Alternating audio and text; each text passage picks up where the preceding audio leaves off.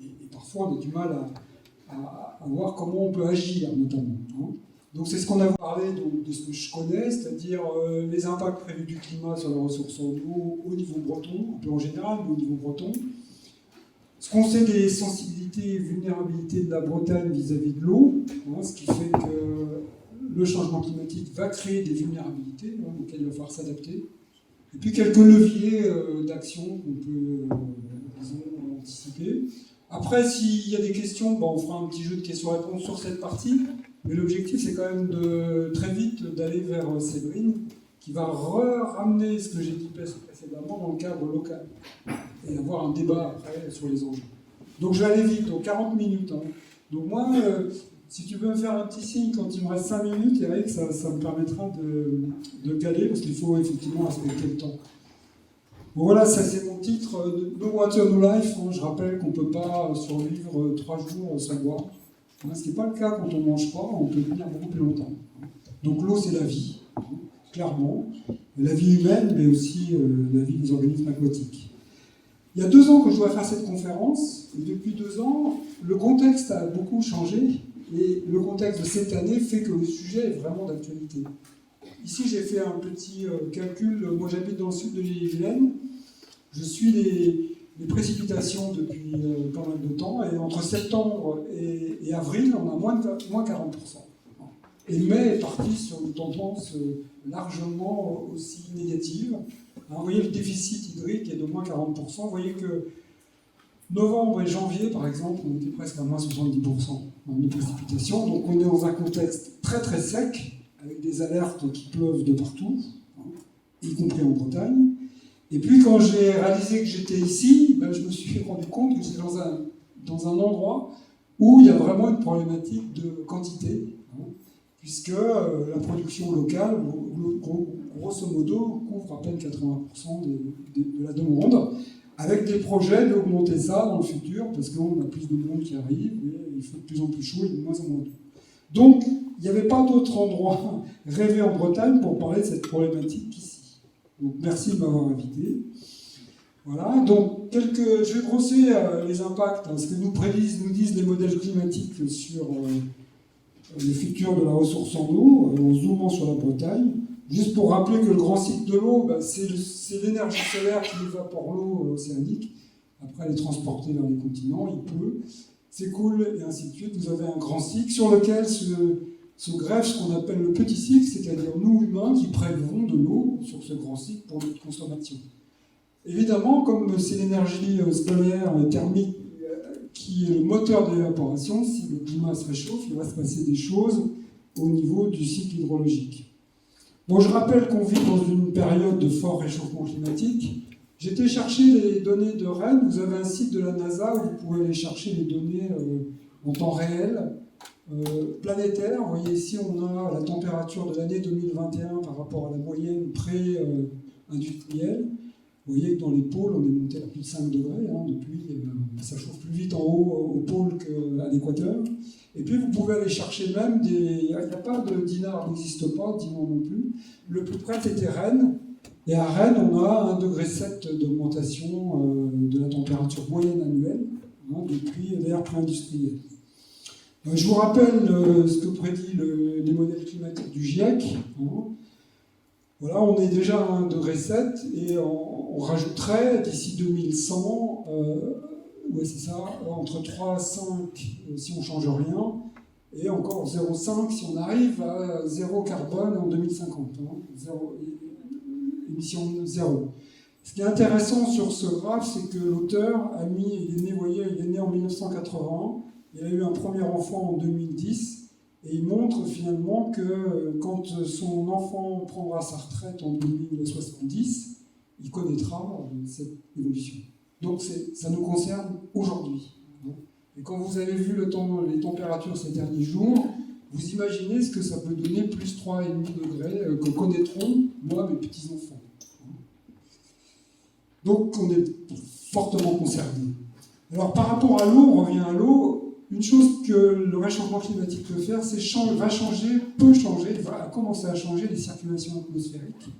Et notamment ce qu'on voit ici, c'est qu'il y a en gros une zone humide qui a l'équateur, et vous avez 2 zones sèches au niveau des tropiques, et les modèles climatiques, si on chauffe la Terre, en gros la Terre cherche à évacuer la chaleur de l'équateur vers le pôle.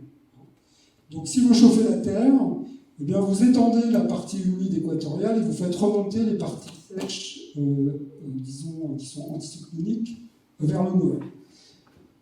Certains, mais c'est à mon avis un peu abusif, la situation qu'on vit depuis 6 mois, on a l'anticyclone des Açores, vous voyez, qui est calé sur l'Europe de l'Ouest, l'Angleterre, en gros, remonté vers le nord. Il y a aussi des anticyclones qui descendent vers le sud. Bon, certains voient déjà dans cette chose-là ce qui va nous arriver, c'est-à-dire une remontée de la période de la zone sèche, si vous voulez, équatoriale, vers le nord pour l'hémisphère nord et vers le sud pour l'hémisphère sud. Donc, ceci dit, là, les amplifications, enfin, ce qui se passe aujourd'hui, c'est pas sûr que ce soit à mettre en lien avec cette évolution prévue. Ça peut être une variabilité interannuelle. On disait tout à l'heure avec Yves, il y a eu des sécheresses en 47, en 76. Il n'y avait pas encore de moteur de réchauffement. Mais voilà ce que ça ferait en gros, ce qui est cette migration vers le nord des zones sèches intertropicales. En tous les cas, ce que les modèles prédisent, eh bien, c'est un assèchement. Vous voyez la flèche, bon, ça vous montre que, notamment en été, moins de pluie nous venant par le sud. Et la Bretagne est parfaitement concernée. Pour ce qui est de l'hiver, c'est moins clair. On peut avoir, vous voyez, les îles britanniques seraient censées continuer d'avoir des dépressions, même un peu plus, et plus de pluie. Mais il faut savoir qu'on est vraiment à une limite des modèles et on peut basculer d'un champ vers l'autre. Ce qu'il faut quand même retenir, c'est l'horizon, alors là, ou des horizons un peu lointains, mais on va vers un climat plus sec, notamment en été. Ça, c'est clair.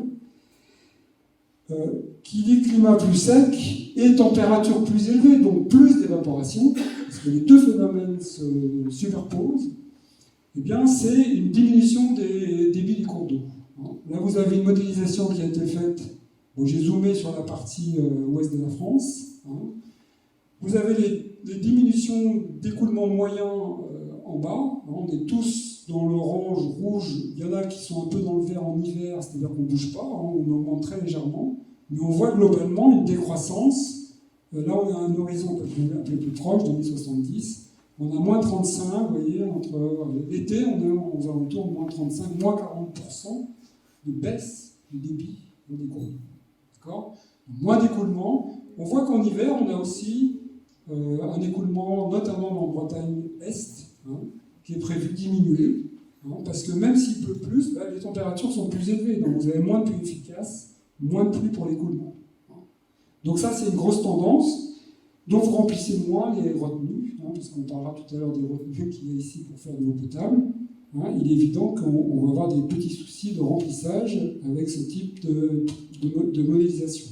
Sécheresse des sols, je ne vais pas m'étendre là-dessus, il y a des modèles qui essayent de caler la sécheresse dite agronomique, c'est-à-dire les nombres de jours dans l'année pendant lesquels le sol est enfin, il y a un stress hydrique pour les plantes qui vont s'accroître, d'autant plus que l'augmentation de température est forte.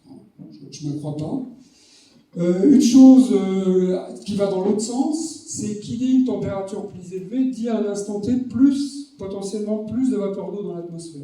Vous voyez, si vous chauffez de plus 1 degré, vous pouvez avoir jusqu'à 7% en plus d'eau. Et ça veut dire qu'on peut prédire des extrêmes de pluie plus importants, c'est-à-dire des événements pluvieux plus forts, des orages plus forts. Là, il y a une étude qui a été faite sur les Alpes, où on a regardé pendant 100 ans, de 1901 plus de 100 ans, en 2010, l'évolution des maximums de pluviométrie.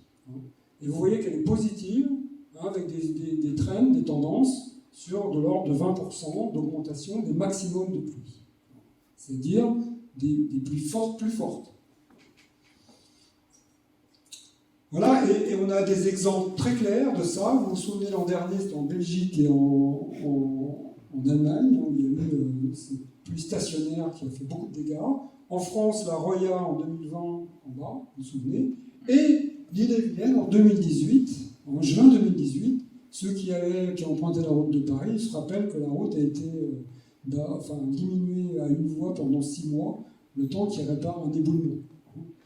Donc c'est pas des choses qui sont, c'est des choses qui sont référencées, et on devrait aller vers plus ce type d'événement.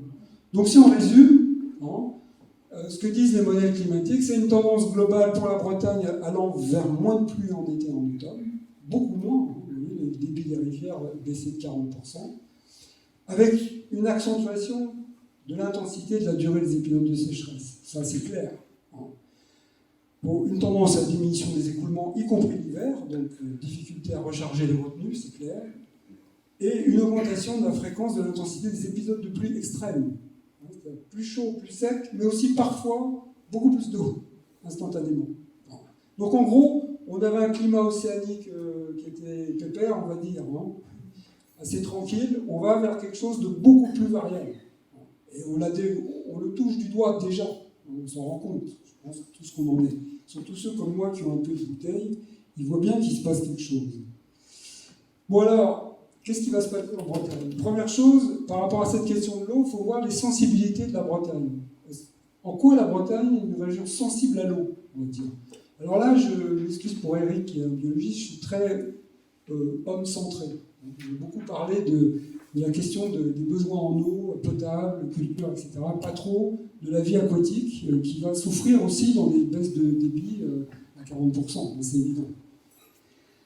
Alors, première sensibilité, c'est qu'il ne pleut pas beaucoup en Bretagne, contrairement à ce qu'on pourrait croire, ou disons, il pleut beaucoup moins à l'est qu'à l'ouest. J'ai mis le contour du PNR pour nous situer. C'est les limites orangées, je suis à peu près. Et vous voyez que là, c'est la pluie efficace, c'est-à-dire la pluie qui s'écoule, qui recharge les retenues, ou qui recharge les peu de nappes qu'on a en Bretagne. Vous voyez qu'on a un gradient est-ouest très clair. Le château d'eau de la Bretagne, c'est les monts d'Arrée, c'est l'ouest. Et la région de Rennes, ou toute l'île-et-Vilaine, il pleut pas plus, il n'y a pas plus de pluie efficace que sur le sud de la France. Sauf que ça tombe un peu plus italien. Mais en termes de quantité, on est dans une région assez sèche. D'accord ? C'est marrant parce que les gens habitent plutôt là où il n'y a pas d'eau, et les autres, ils ont de l'eau, mais ils ne sont pas nombreux. Vous voyez qu'il va y avoir tout de suite un problème de... Il va falloir être copain avec les gens qui ont l'eau. Ce n'est pas les mêmes qui ont l'eau et ceux qui veulent la consommer. Alors ça, on est déjà soumis à des sécheresses ou à des... Alors Séverine en parlera tout à l'heure dans un exemple concret. J'ai repris vers août 2016 ou 2018, je ne sais plus si c'est la bonne année, où il y avait des limites en automne, où on a des limites rares des retenues, et puis les sécheresses, on en connaît de manière assez récurrente. Voilà, donc on est une région sensible, parce que, notamment l'Est, on n'a pas beaucoup d'eau à la base. Deuxième sensibilité, on a des sols qui sont très propices à former des croûtes de battance, c'est-à-dire dès qu'il pleut beaucoup, surtout en ce moment qu'ils sont très secs ou à nu, vous allez avoir une croûte qui va se former, et à ce moment-là, l'eau ruisselle. Et ça peut faire dans les champs, par exemple, à gauche, en bas, ça peut vous embarquer de la terre en dehors du champ, dans les cours d'eau, dans les retenues. Ceux qui traitent l'eau dans les retenues, ils savent que quand il y a un gros orage, l'eau qui arrive, elle a une drôle de couleur. C'est le risque érosion que vous avez à droite. La Bretagne, vous voyez, est en rouge, comme d'autres régions. C'est une région qui a un risque fort, malgré qu'on n'ait pas des grandes pentes, mais d'avoir des événements ruisselants très importants. C'est ce qui s'est passé en 2018. Gros orage, vous avez de l'eau qui peut débouler dans vos rues comme ça du jour au lendemain. Quasi instantanément, c'est des choses qui peuvent arriver en Bretagne. Le sol est propice à ça. Deuxième caractéristique du sol, du sous-sol, cette fois, on est sur schiste et granit, c'est imperméable. On n'est pas sur le bassin parisien, donc pas de ressources souterraines, très peu. Et surtout, une capacité du sol à absorber relativement d'eau. C'est-à-dire que l'hiver, s'il pleut trop pendant un nombre de jours conséquent, on a des inondations. Parce qu'effectivement, on n'a pas de place dans le sous-sol pour stocker de l'eau. Quimperlé 95, quand en plus il y a marée haute, l'eau ne peut pas s'écouler. Redon, là où moi j'habite juste à côté, 2001. On a oublié ça.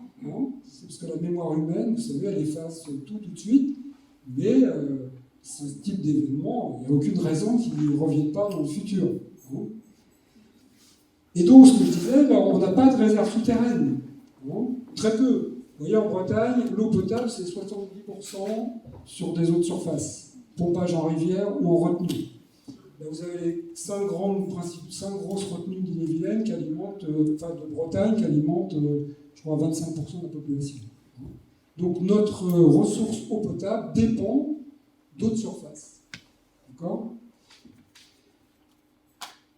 Et le fait d'avoir des écoulements de surface, ça rend notre ressource en eau de surface très sensible aux pollutions de toutes sortes.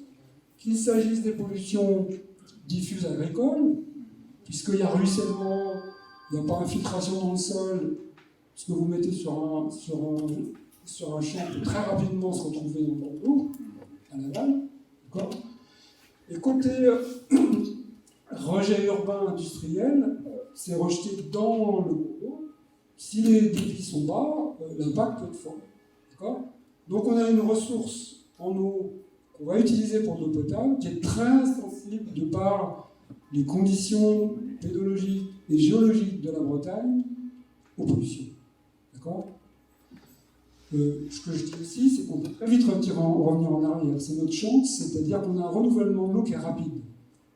En Bretagne, les nitrates commencent à baisser depuis 20 à 30 ans. Ils ont même diminué par 2 dans certaines régions, action agricole. Dans le bassin de Paris, les teneurs en nitrates continuent à monter dans les nappes profondes, parce qu'il faut le temps pour que ça arrive. Donc nous, on a un effet, on est très vulnérable, mais on peut aussi, si on met en œuvre des actions, voir rapidement des bienfaits. D'accord ? Ça, c'est bien pour les politiques, c'est bien pour les agriculteurs, c'est bien pour les citoyens. De ce fait, menace sur la ressource, on a une qualité d'eau pas très bonne en Bretagne. J'ai mis les chiffres sur l'état écologique, le bon état de la directive cadre européenne sur l'eau. 32% des cours d'eau sont en bon état, vous voyez. En Ille-et-Vilaine, c'est 2%. Tout ce qui est rouge et orange, vous voyez, on est plutôt à l'est qu'à l'ouest. Ça, c'est parce qu'on est sur schiste à l'ouest. Donc on a des écoulements qui sont encore plus superficiels qu'à l'ouest, ils sont sur granit. Notre secteur sur schiste de Rennes, l'eau ne s'infiltre pas. Donc on a une dégradation très forte. La mauvaise qualité de l'eau, elle se voit en Bretagne, les algues vertes. Alors vous aviez un point dans le périmètre du PNR, la baie de... comment ça s'appelle déjà ? Le Freinet, c'est dans votre périmètre, ou limite, oui ? Qui a dit bon, oui ? Bon, donc c'est pas la photo de chez vous, je pense pas, c'est plutôt le médecin de la. Mais vous êtes dans cette problématique-là, et il y a la problématique cyanobactérie en eau douce. Et là, c'est le port de Dinan en 2018, où l'eau était toute verte.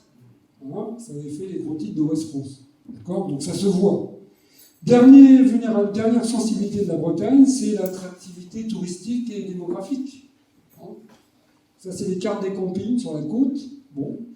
Et en bas à droite, c'est la conchyliculture. Vous voyez, on élève les moules et les huîtres au même endroit que les touristes viennent l'été. Donc, beaucoup de touristes, c'est des conflits d'usage potentiels, je ne vais pas m'étendre, et puis c'est aussi parfois une qualité d'eau littorale dégradée aux grandes dames des gens qui soit ramassent des coquillages, soit essaient d'en produire localement. Et là aussi, votre secteur, vous êtes pas mal concerné par ça, puisque vous avez Cancale dans votre périmètre. Bon voilà, c'est les sensibilités. Maintenant, si je mets là-dessus, sur ça, si je fais venir mon réchauffement que j'ai montré, avec plus de sécheresse, plus fort, plus longtemps, de l'intensité, qu'est-ce que je récupère comme vulnérabilité finalement, où je vais devenir, j'étais sensible, maintenant je deviens vulnérable. Bon, c'est assez simple. On avait déjà un problème est-ouest de ressources en eau. Bon. Si je prends ma prédiction là, qui était 2070, on assèche l'été, c'est sûr que ce gradient va s'amplifier, le déséquilibre va croître. Et donc, les déficits d'eau du local, là, Séverine en parlera, je pense que, effectivement, je comprends pourquoi certains élus veulent de l'eau dans la France pour alimenter la retenue de Beaufort l'hiver. Effectivement, on va vers des tensions plus fortes encore qu'elles ne sont aujourd'hui. Ça, c'est clair. Donc, il faut se poser la question de l'eau potable localement, dans le périmètre du parc. Et puis, la question qu'il faut se poser, il faut regarder une autre donnée, c'est l'augmentation de la population. Là, c'est l'Ille-et-Vilaine. Hein. Vous voyez, en 0,6% par an, l'Ille-et-Vilaine est attractive, comme la Bretagne. Et puis en bleu, c'est la consommation d'eau. Hein. Et donc, si on regarde la période récente, la consommation s'accroît 2 fois plus vite que la population. Voilà les données actuelles sur lesquelles on est dans l'Ille-et-Vilaine.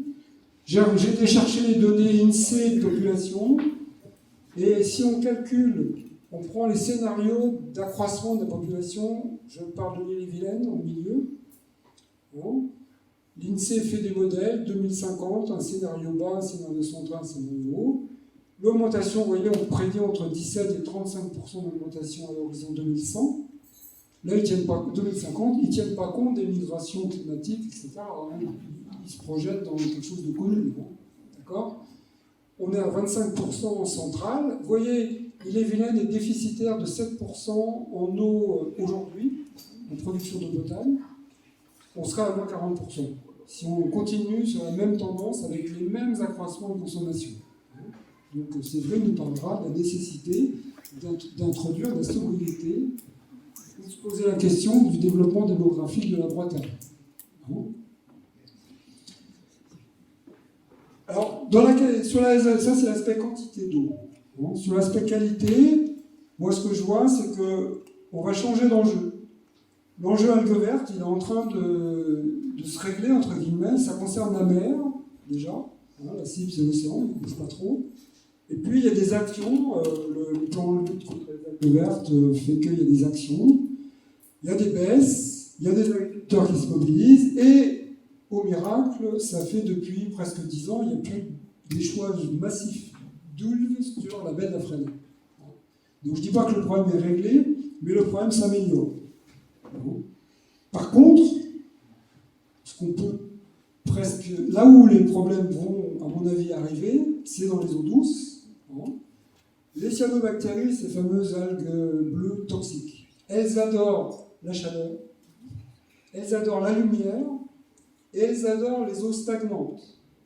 Donc des réductions de débit de cours d'eau, de l'augmentation de température, moins de nuages, plus de soleil, c'est idéal pour elles. D'accord ?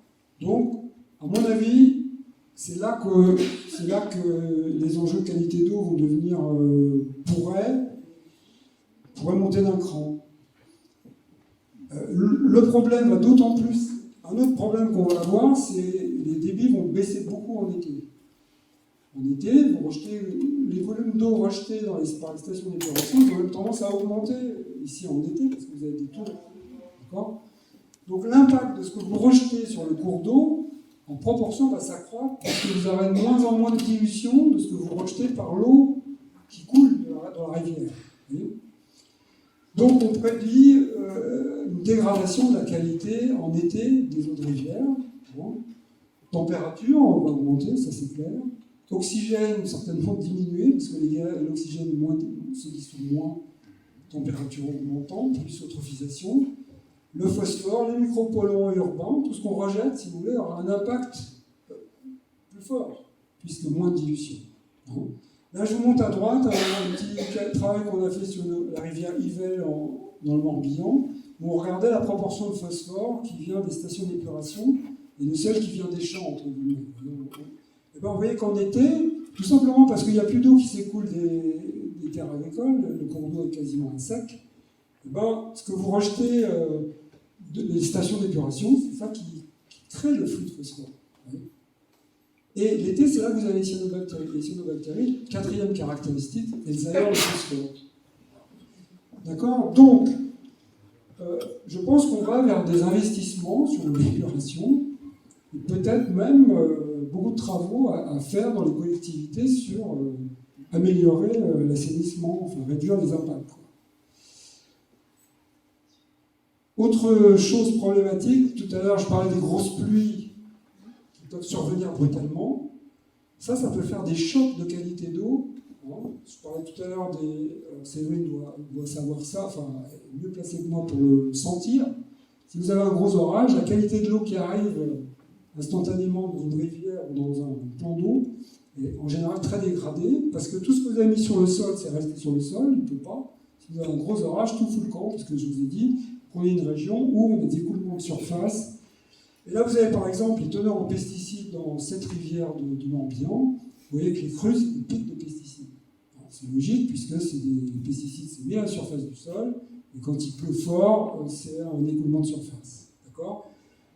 Même chose quand vous avez un été très sec, l'été est souvent sec d'ailleurs, et que les premières pluies d'automne reviennent, là, l'eau que vous récupérez, c'est une vraie cochonnerie. Parce que tout ce qui s'est accumulé dans le sol, à ce moment-là, part dans le cours d'eau. Et vous avez aussi des pics de pesticides à ce moment-là. Donc, une qualité d'eau qui, à mon avis, va être compliquée à gérer, liée à des oscillations de ce type-là. Voilà, bon, ça suffit, hein, parce que je suis désolé, mais on va quand même pas... si on résume les conséquences, c'est-à-dire si on plaque sur notre sensibilité nos problématiques de climat futur, en quantité, on est des tensions croissantes sur la quantité, ça c'est clair. Bon, comme je disais, la vie aquatique, j'en parle pas ici, c'est pas mon sujet, mais elle va certainement souffrir, notamment dans les petits cours d'eau, les petits ruisseaux. L'intermittence va devenir, pour certains cours d'eau, leur vie commune. En qualité, je pense qu'on va repositionner les enjeux. Avec, effectivement, donc ça, il faut que les décideurs se préparent à ce repositionnement, à mon avis. Voilà, je suis à combien de temps, là, Eric ? 23 minutes. Oh, bah ça va. Non, c'est bien, parce que comme ça, c'est Evelyne qui va mettre des chiffres concrets sur tout ça, ça va être super. Alors bon, voilà, moi je vais juste jeter quelques questions en débat sur la question, c'est comment on s'adapte à ça, quoi. Hein, qu'est-ce qu'on fait, hein, quel levier, quel moyen d'action. Alors je vais d'abord prêcher pour ma paroisse. Hein. Les chercheurs, ils sont là pour amener des éclairages. Et je peux vous garantir, parce que le CRECEP, c'est le Centre de ressources et d'expertise scientifique sur l'eau en Bretagne. C'est une structure qui justement fait du transfert de connaissances des travaux des chercheurs vers les acteurs de terrain pour les aider à mieux gérer. Donc c'est vraiment quelque chose qui fait du transfert. Il y a 3-4 ans, on ne parlait que de qualité d'eau. Algues vertes, cyanobactéries, etc. Depuis 3-4 ans, je dirais presque qu'on ne parle plus que de quantité d'eau.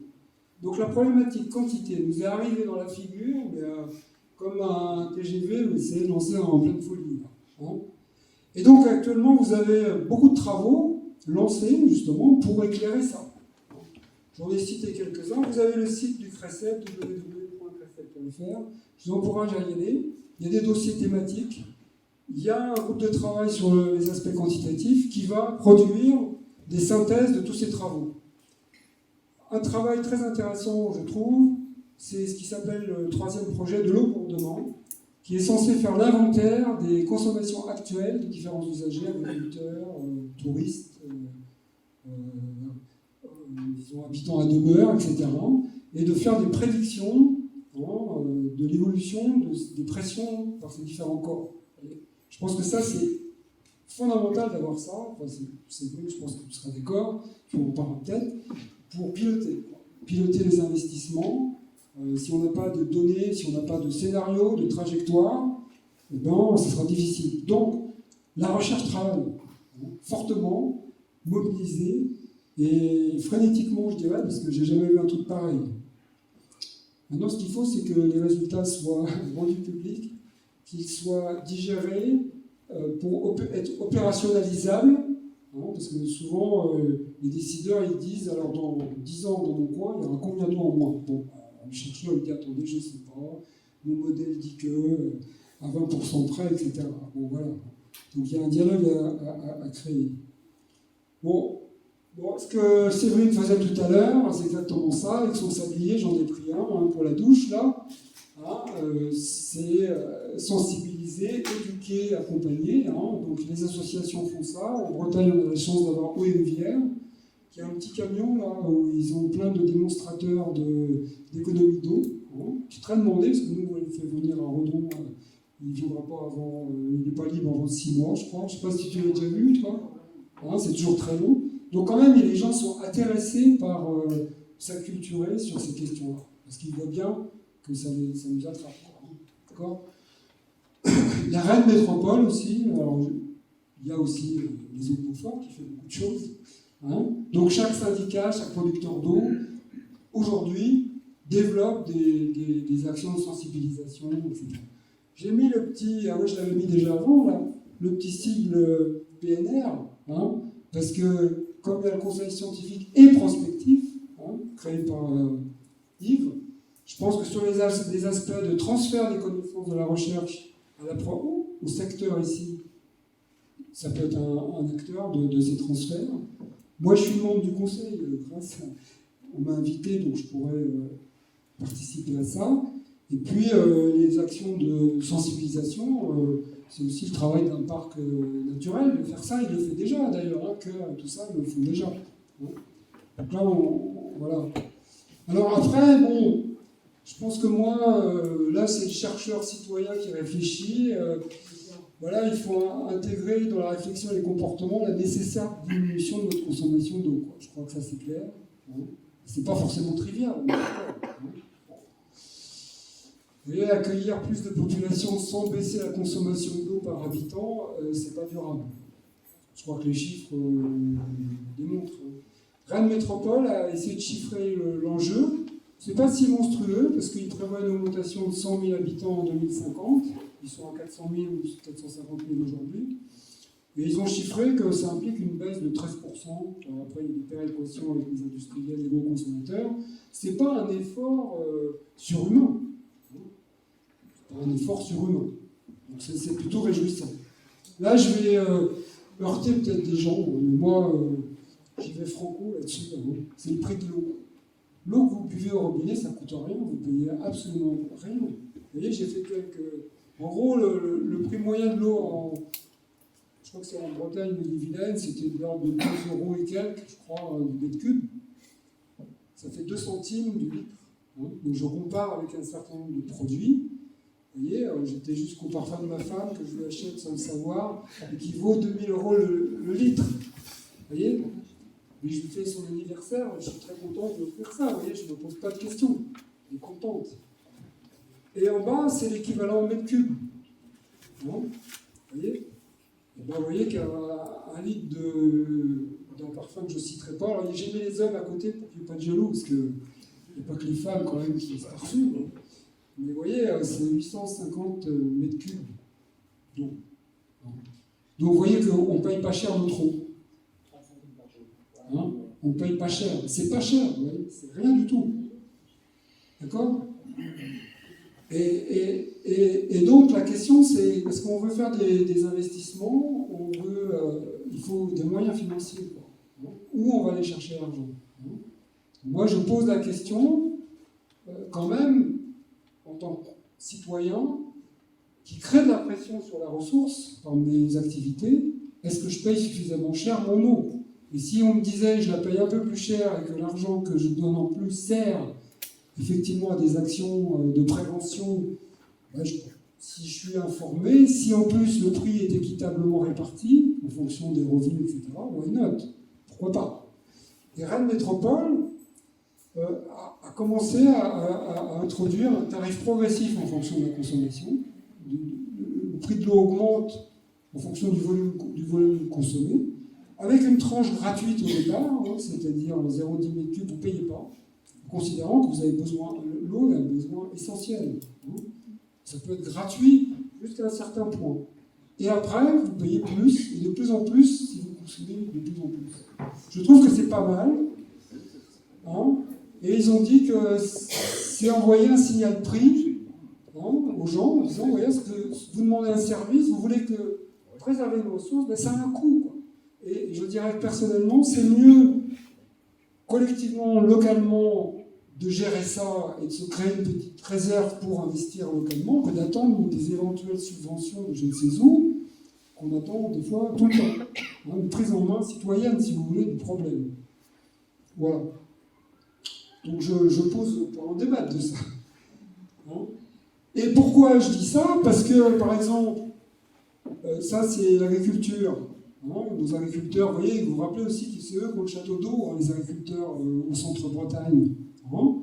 Bon, souvent ils ont été contraints, je ne rentre pas dans les détails, mais il n'y a plus de haies, plus d'arbres, hein, voilà. Et si on veut recréer un paysage beaucoup plus résilient, hein, comme on dit maintenant, c'est le mot à la mode ça, qui tamponnent les événements dont je parlais tout à l'heure, beaucoup d'eau, beaucoup de sécheresse, il vaut mieux un paysage comme celui du haut, vous avez des arbres, vous avez des haies, etc. Une diversité d'occupation du sol, une diversité de culture, sera plus capable de gérer les gros événements de pluie et les gros événements de sécheresse que ce qu'il y a en bas. Vous voyez ? Seulement les agriculteurs, économiquement, ils sont encouragés à aller vers le bas. Si vous voulez qu'ils aillent vers le haut, il faut remettre de l'argent dans le système. Vous voyez ? Moi j'ai fait un projet qui s'appelle les paiements pour services environnementaux, c'était ça l'idée, c'était de trouver des moyens pour encourager la transformation agricole pour revenir vers le haut. Vous voyez ? C'est ce qu'on appelle les contrats PSE, par exemple, on en parle beaucoup en ce moment. C'est cette solidarité amont-aval entre les urbains qui sont souvent à l'aval, qui consomment l'eau, et puis les agriculteurs qui sont là où l'eau est produite. Vous voyez ? Donc il faut des moyens pour ça. À nouveau, je pose le problème de d'où aller chercher l'argent, et est-ce qu'on ne peut pas, nous-mêmes, en tant que consommateurs d'eau, avec des contrats, on est d'accord, hein, c'est-à-dire que quand vous donnez de l'argent pour faire le haut, vous vérifiez que le résultat, il est bien d'accord avec l'argent que vous avez donné. Ça veut dire que vous établissez un contrat, d'accord ? Avec un contrat d'objectif. L'agriculteur est payé s'il atteint l'objectif, d'accord ? Donc c'est des choses, à mon avis, qui sont audibles. Les agriculteurs sont partants, hein, contrairement à ce qu'on croit. Ils sont embarqués dans des systèmes qui ne vont pas forcément vers ça, mais ils sont assez partants. Bon là, je ne vais pas parler de ça parce que Cédric va en parler. Là aussi, on aura besoin d'argent, c'est clair. Donc, où on va trouver l'argent pour investir, comme je disais, dans le traitement de l'eau, dans des équipements pour moins consommer d'eau. C'est exactement comme pour le climat. Hein. On vous dit la rénovation thermique des bâtiments, si on n'aide pas les gens, c'est difficile, parce que c'est des coûts faramineux, quoi. Donc la question, c'est où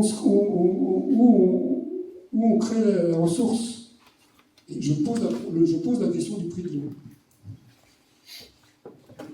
Voilà, donc je termine. Hein. Moi je pense que, moi je suis chercheur, ça fait des années que je me tape la tête contre les murs, parce qu'effectivement, ce qu'on voit bien, c'est qu'on est dans une urgence climatique. Je vous encourage à relire le bouquin de Romain Gary, prix Goncourt en 1956, qui s'appelle Les Racines du ciel. Si vous l'avez lu, vous verrez que c'est le premier livre écologique, hein, où un type là en Afrique pour sauver les éléphants, parce qu'il a compris qu'on est dans le mur. 56, on est en 2022. Ça fait les alertes. L'autre grand truc, c'est le rapport Mido de 1974, c'est-à-dire la limite, c'était the limit of growth, c'est-à-dire la limite de la croissance. Le mec qui montrait qu'on avait atteint une courbe, et puis après, la croissance économique, c'était pas possible, la Terre n'allait pas supporter. 74. Après, il y a le sommet de Rio, je crois que c'est 92, non, c'est ça ? 92, hein, je suis plus loin. Vous voyez, quand même, les alertes, on les a. Donc, c'est l'urgence. Moi, ce qu'on entend sur l'Inde en ce moment, là, c'est invivable, vous voyez, parce que humide, chaud, il n'y a rien de pire. Vous ne survivez pas à 100% d'humidité, 37 degrés, je crois, un truc comme ça. Vous ne survivez pas. C'est écrit. Moi, je peux vous montrer des articles où c'est écrit, noir sur blanc, qu'il y aura 3 milliards de personnes qui auront, d'ici peu, un environnement invivable, sauf à mettre des climatisations, c'est-à-dire voilà, il faut le phénomène, un truc de dingue.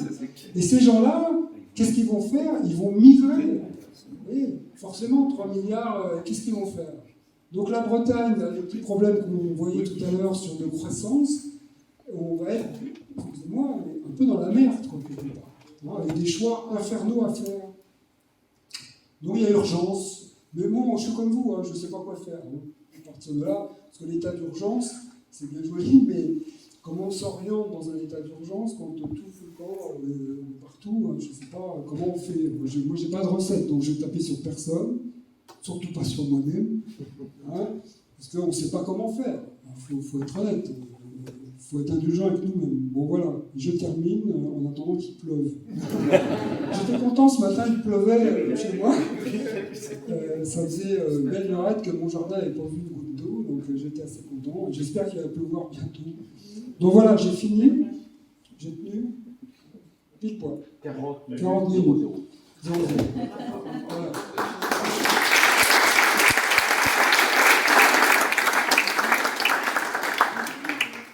Donc, on peut discuter 5 minutes, mais après, Séverine va nous ancrer encore plus dans le réel. Alors moi, je suis impatient de voir les données du coin, parce que je pense que ce que j'ai brossé en très grand, il y a une réalité qui ne doit pas être très loin derrière. Et voilà. Mais si vous avez quelques questions, on peut prendre 5 minutes. Hein.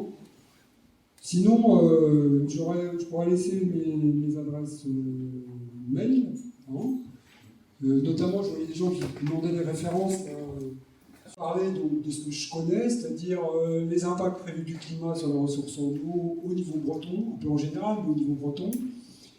Ce qu'on sait des sensibilités et vulnérabilités de la Bretagne vis-à-vis de l'eau, hein, ce qui fait que le changement climatique va créer des vulnérabilités auxquelles il va falloir s'adapter. Et puis quelques leviers d'action qu'on peut anticiper. Après, s'il y a des questions, on fera un petit jeu de questions-réponses sur cette partie. Mais l'objectif, c'est quand même très vite d'aller vers Séverine, qui va ramener ce que j'ai dit précédemment dans le cadre local. Et avoir un débat après sur les enjeux. Donc je vais aller vite, donc 40 minutes. Hein. Donc moi, si tu veux me faire un petit signe quand il me reste 5 minutes, Eric, ça me permettra de caler, parce qu'il faut effectivement respecter le temps. Bon, voilà, ça c'est mon titre, No Water, No Life. Hein. Je rappelle qu'on ne peut pas survivre 3 jours sans boire. Ce qui n'est pas le cas quand on ne mange pas, on peut tenir beaucoup plus longtemps. Donc l'eau, c'est la vie, clairement. La vie humaine, mais aussi la vie des organismes aquatiques.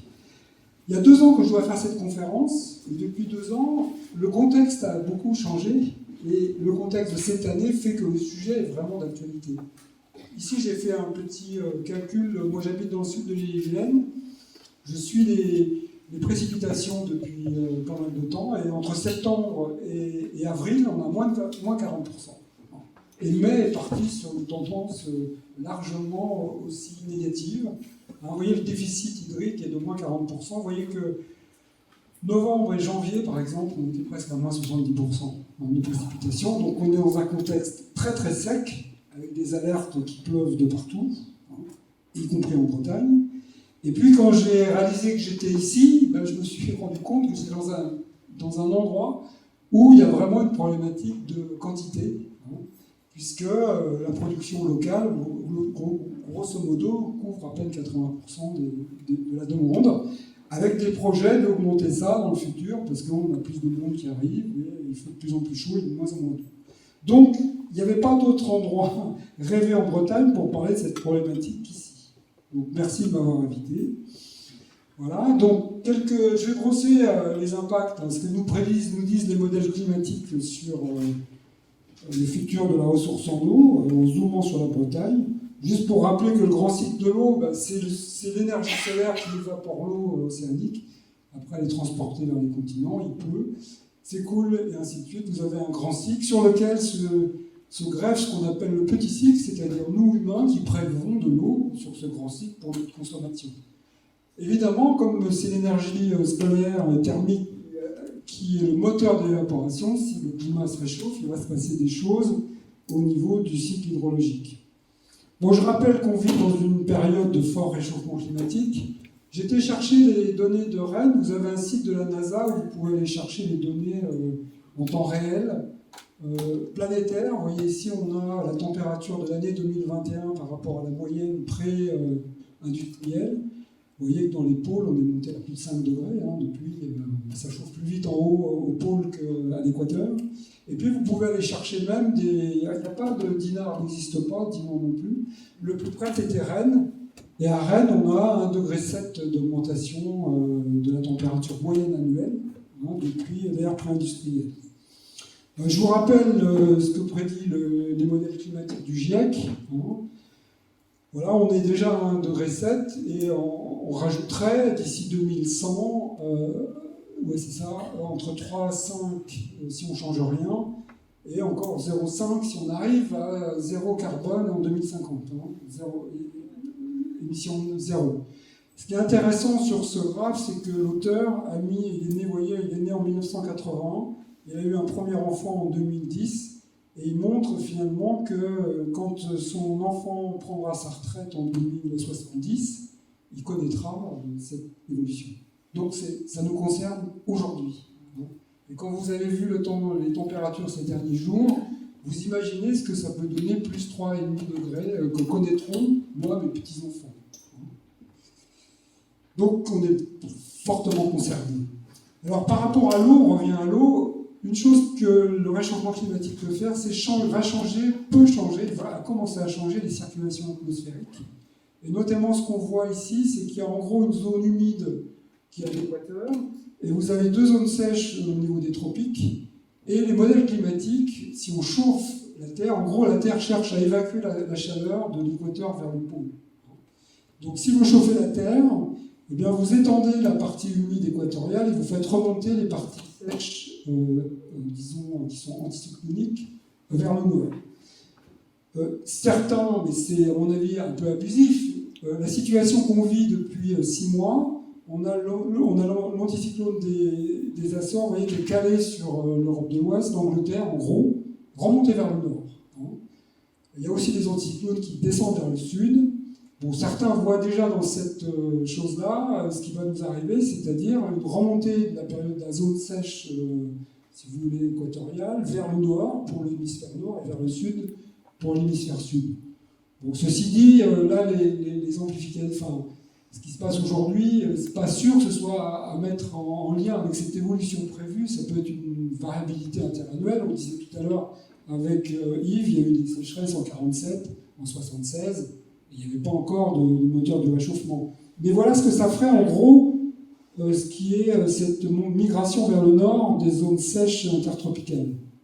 En tous les cas, ce que les modèles prédisent, eh bien, c'est un assèchement. Vous voyez la flèche, bon, ça vous montre que, notamment en été, moins de pluie nous venant par le sud.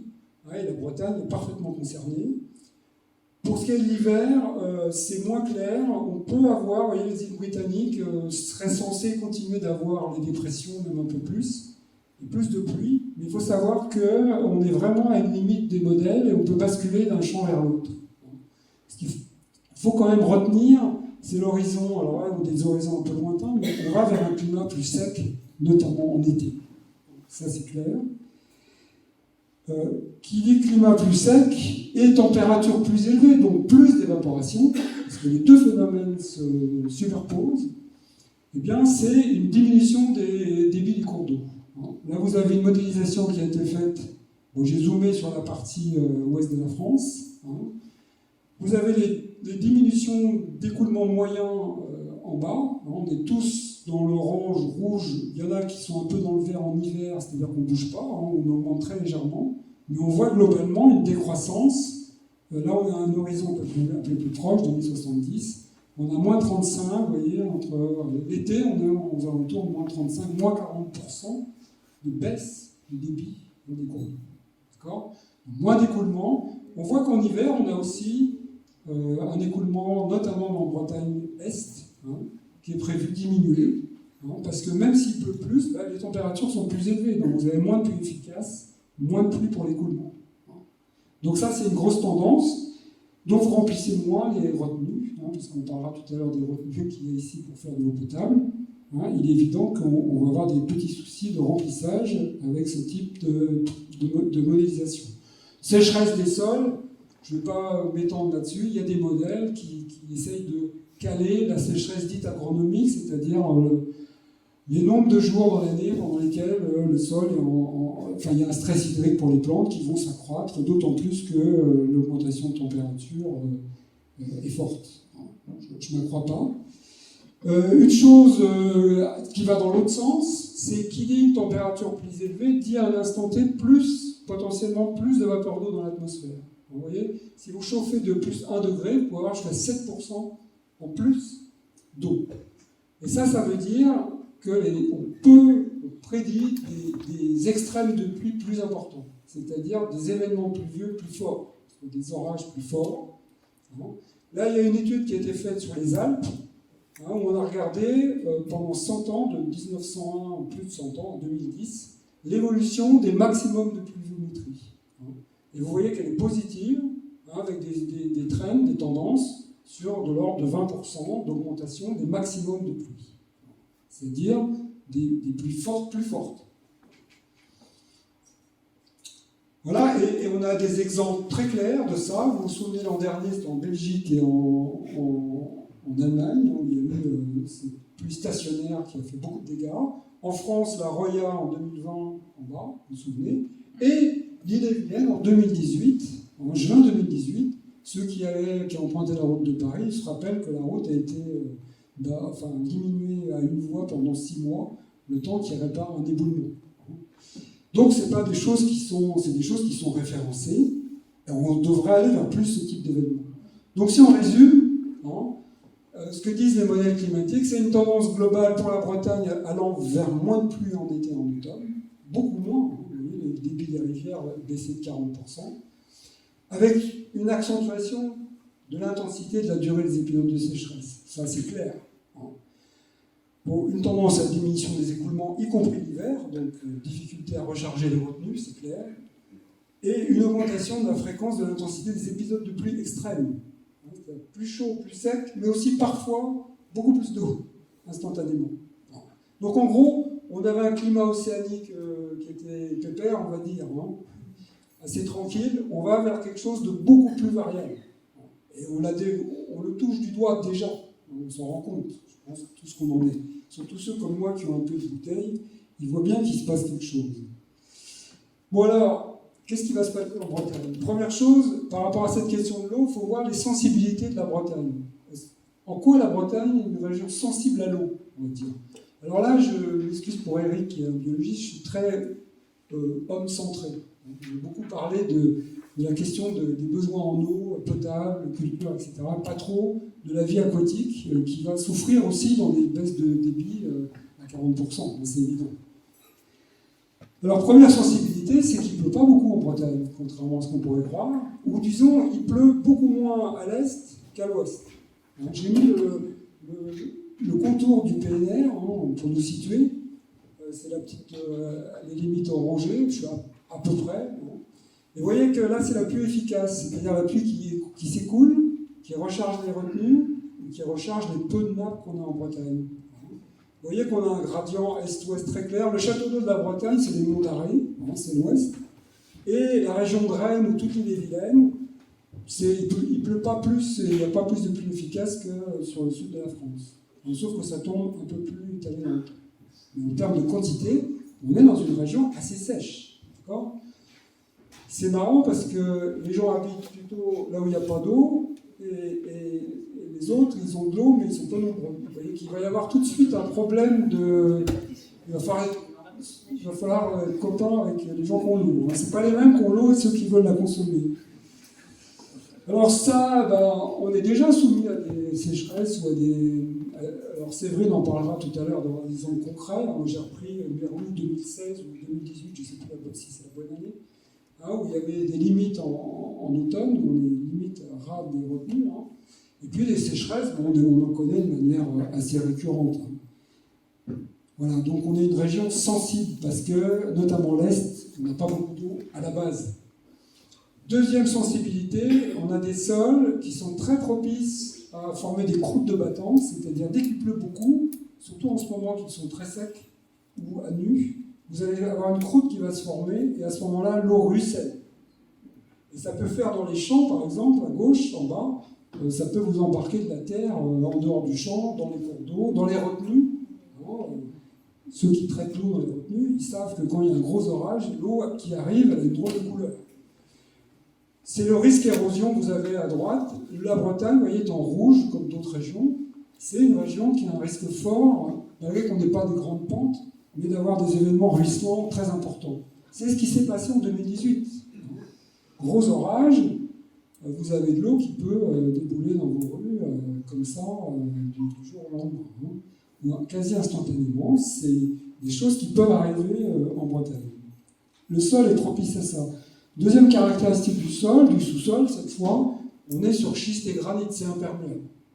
On n'est pas sur le bassin parisien, donc pas de ressources souterraines, très peu, et surtout une capacité du sol à absorber relativement d'eau, c'est-à-dire que l'hiver, s'il pleut trop pendant un nombre de jours conséquent, eh ben, on a des inondations.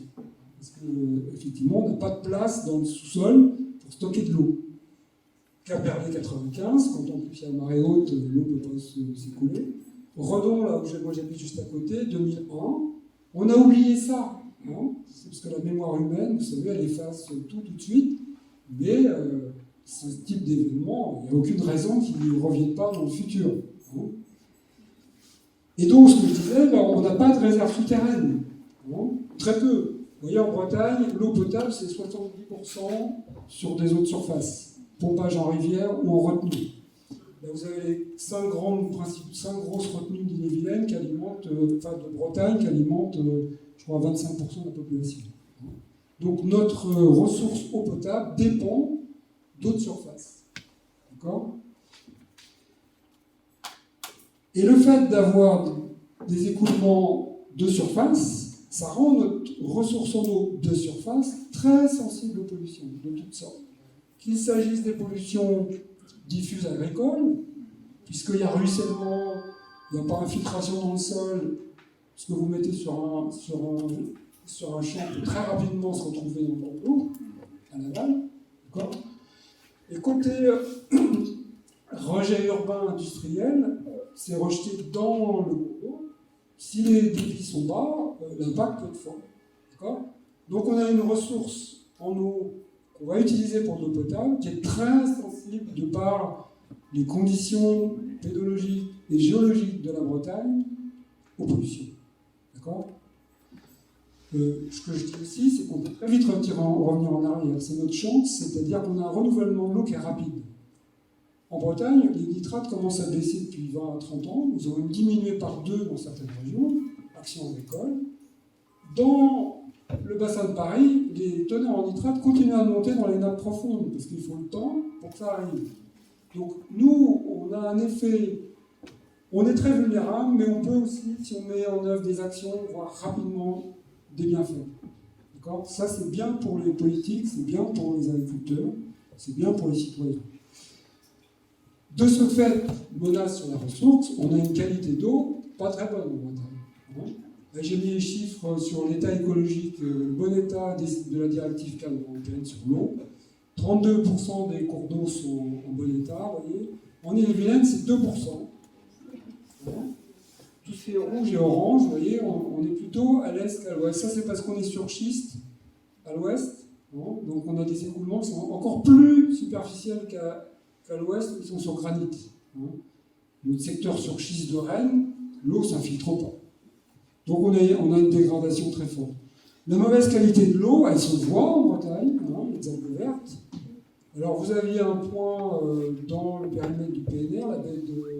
Comment ça s'appelle déjà ? Le Freinet, c'est dans votre périmètre. Ou limite ? Oui ? Qui a dit oui ? Bon. Oui ? Bon. Donc, c'est pas la photo de chez vous, je pense pas. C'est plutôt le médecin de la. Mais vous êtes dans cette problématique-là. Et il y a la problématique cyanobactérie en eau douce. Et là, c'est le port de Dinan en 2018, où l'eau était toute verte. Ça avait fait les gros titres de West France. D'accord ? Donc, ça se voit. Dernière sensibilité de la Bretagne, c'est l'attractivité touristique et démographique. Ça, c'est les cartes des campings sur la côte. Bon.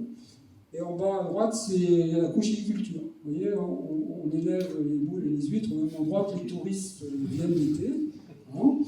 Donc, beaucoup de touristes, c'est des conflits d'usage potentiels, je ne vais pas m'étendre. Et puis, c'est aussi parfois une qualité d'eau littorale dégradée aux grandes dames des gens qui soit ramassent des coquillages, soit essayent d'en produire localement. Et là aussi, votre secteur, vous êtes pas mal concerné par ça, puisque vous avez Cancale dans votre périmètre. Bon voilà, c'est les sensibilités. Maintenant, si je mets là-dessus, sur ça, si je fais venir mon réchauffement que j'ai montré, avec plus de sécheresse, plus fort, plus longtemps, de l'intensité, qu'est-ce que je récupère comme vulnérabilité finalement, où je vais devenir, j'étais sensible, maintenant je deviens vulnérable. Bon, c'est assez simple. On avait déjà un problème est-ouest de ressources en eau. Bon. Si je prends ma prédiction là, qui était 2070, on assèche l'été, c'est sûr que ce gradient va s'amplifier, le déséquilibre va croître. Et donc, les déficits d'eau du local, là, Séverine en parlera, je pense que, effectivement, je comprends pourquoi certains élus veulent avec l'eau dans la France pour alimenter la retenue de Beaufort l'hiver. Effectivement, on va vers des tensions plus fortes encore qu'elles ne sont aujourd'hui. Ça, c'est clair.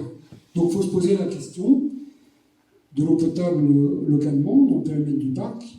Et puis, la question qu'il faut se poser, il faut regarder une autre donnée, c'est l'augmentation de la population. Là, c'est l'île-et-Vilaine. Hein. Vous voyez, en 0,6% par an, l'île-et-Vilaine est attractive, comme la Bretagne. Et puis en bleu, c'est la consommation d'eau. Hein. Et donc, si on regarde la période récente, la consommation s'accroît 2 fois plus vite que la population. Voilà les données actuelles sur lesquelles on est dans l'île-et-Vilaine. J'ai été chercher les données INSEE de population, et si on calcule, on prend les scénarios d'accroissement de la population, je parle de l'île-et-Vilaine en milieu. Bon. L'INSEE fait des modèles, 2050, un scénario bas, un scénario central, un scénario haut. L'augmentation, vous voyez, on prédit entre 17 et 35% d'augmentation à l'horizon 2100. Là, 2050, ils ne tiennent pas compte des migrations climatiques, etc. Ils se projettent dans quelque chose de connu. Hein. D'accord ? On est à 25% en centrale. Vous voyez, l'île-et-Vilaine est déficitaire de 7% en eau aujourd'hui, en production d'eau potable. On sera à moins 40%. Si on continue sur la même tendance avec les mêmes accroissements de consommation. Donc, Séverine nous parlera de la nécessité d'introduire de la sobriété pour se poser la question du développement démographique de la Bretagne. Alors, ça c'est l'aspect quantité d'eau. Sur l'aspect qualité, moi ce que je vois, c'est qu'on va changer d'enjeu. L'enjeu algue verte, il est en train de se régler, entre guillemets. Ça concerne la mer, déjà. La cible, c'est l'océan, il ne bouge pas trop. Et puis, il y a des actions. Le plan de lutte contre les algues vertes fait qu'il y a des actions. Il y a des baisses, il y a des agriculteurs qui se mobilisent. Et, au miracle, ça fait depuis presque 10 ans, il n'y a plus d'échouage massif d'ulves sur la baie de la Fresnaye. Donc, je ne dis pas que le problème est réglé, mais le problème s'améliore. Par contre, ce qu'on peut presque... Là où les problèmes vont, à mon avis, arriver, c'est dans les eaux douces. Les cyanobactéries, ces fameuses algues bleues toxiques, elles adorent la chaleur, elles adorent la lumière, et elles adorent les eaux stagnantes. Donc des réductions de débit de cours d'eau, de l'augmentation de température, moins de nuages, plus de soleil, c'est idéal pour elles. D'accord ? Donc, à mon avis, c'est là que les enjeux de qualité d'eau vont devenir, pourraient monter d'un cran. Le problème va d'autant plus... Un autre problème qu'on va avoir, c'est les débits vont baisser beaucoup en été.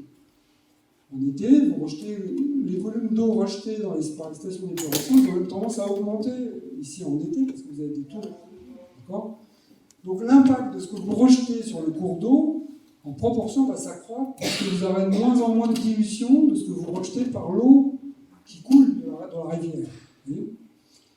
Donc on prédit une dégradation de la qualité en été des eaux de rivière. Température, on va augmenter, ça c'est clair. Oxygène, certainement diminuer, parce que l'oxygène se dissout moins, température augmentant, plus eutrophisation. Le phosphore, les micropolluants urbains, tout ce qu'on rejette, si vous voulez, aura un impact plus fort, puisque moins de dilution. Là, je vous montre à droite un petit travail qu'on a fait sur la rivière Yvel dans le Morbihan, où on regardait la proportion de phosphore qui vient des stations d'épuration et de celle qui vient des champs, entre guillemets.